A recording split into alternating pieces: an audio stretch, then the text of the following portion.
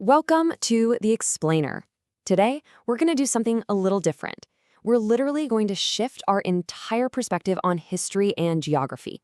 We're traveling all the way back to the 12th century to look at this absolutely incredible medieval achievement. It's one of those things that really challenges some of the most deeply ingrained assumptions we have about the world today. Okay, let's just dive right into this. Why exactly is north always at the top of the map? It's just this fundamental assumption of our daily lives, right? Whether you're looking at a globe in a classroom or just pulling up GPS on your phone, north is always up. But here's the thing. There is absolutely no scientific rule that actually dictates this. The Earth is just floating out there in space. There literally is no universal up or down. This whole north-up orientation, it's completely a human-made convention. And it turns out it comes with this subtle but incredibly powerful psychological bias. Yeah, so researchers have actually documented what's known as the north-south bias. Because we consistently stick north at the top, we subconsciously associate it with being up, and human beings broadly conflate up with wealth, high status, and just generally being good. Conversely, the south gets associated with down, which leads to these subconscious links with poverty, lower status, and being bad. It's wild to think about, but this totally arbitrary cartographic choice actually shapes our psychological worldview. But here is the fascinating part. When researchers present people with a south-up map orientation, where the map is literally just rotated 180 degrees from the standard, that whole psychological north-south bias, it completely disappears. Poof! Just rotating the map changes how we perceive the value of entirely different regions. And what's truly amazing here is that one of the most accurate, groundbreaking maps in human history did exactly this, way back in the year 1154. Section 1. A royal refugee in Sicily.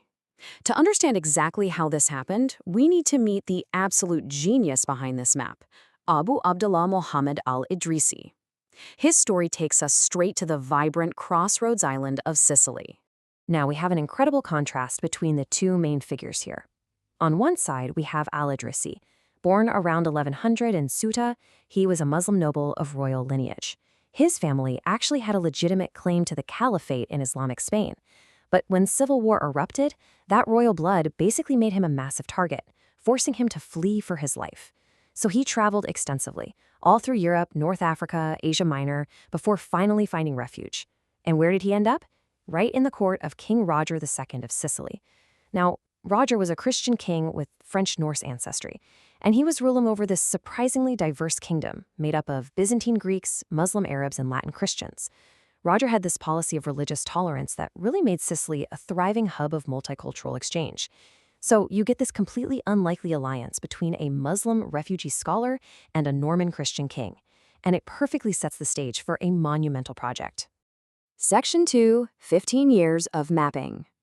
Recognizing Al-Idrisi's extraordinary intellect, King Roger didn't just give him sanctuary. He basically handed him the ultimate commission. He asked Al-Idrisi to map the entire known world. So how in the world did he actually pull this off? Well, Al-Idrisi certainly didn't just draw from his imagination. He employed a rigorous, highly scientific methodology.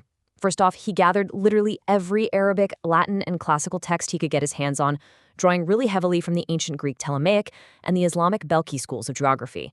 Second, he and King Roger just relentlessly interviewed all the diverse travelers and merchants passing through Sicily's busy ports. And finally, and this is honestly incredible for the 12th century, he filtered out any contradictory accounts. He only kept the facts that had unanimous agreement across the board.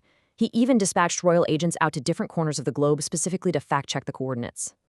As you can probably guess, this exhaustive, meticulous process of researching, interviewing, and verifying, it wasn't exactly a weekend project.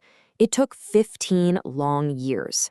That is 15 years of constant collaboration between people of totally different faiths and cultures, all trying to piece together the actual reality of our planet. And the science behind it all was astonishingly advanced.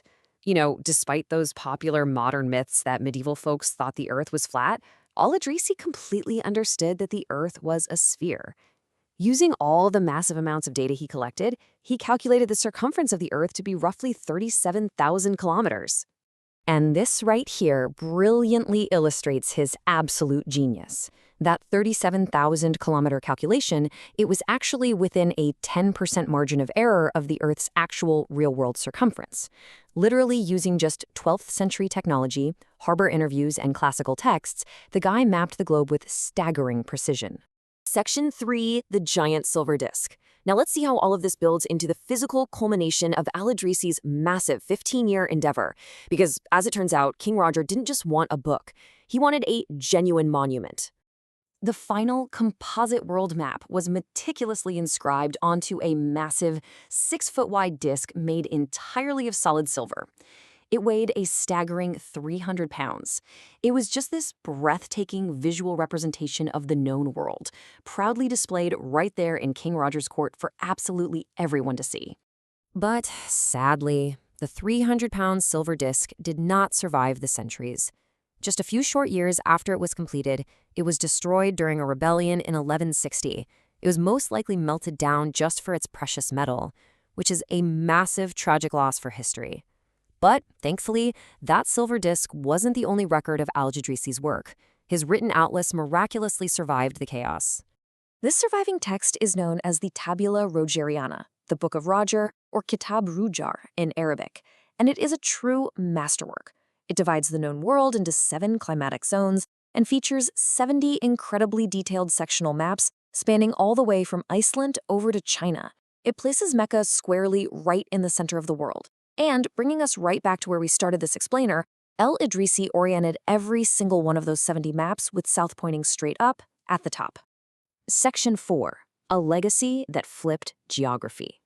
So what exactly is the lasting impact of this masterpiece? Let's take a look at how this medieval achievement connects back to its broader legacy and really what we can learn from it today.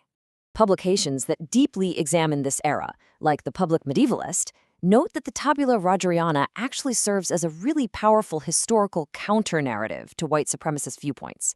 They point out that monumental works of human genius like this don't just belong to one single demographic.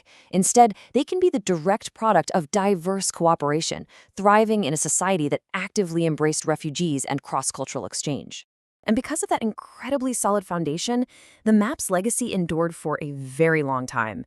It was originally completed in 1154, and even though the physical silver disc was destroyed in 1160, manuscript copies of the atlas just spread like wildfire across both the Islamic world and Europe.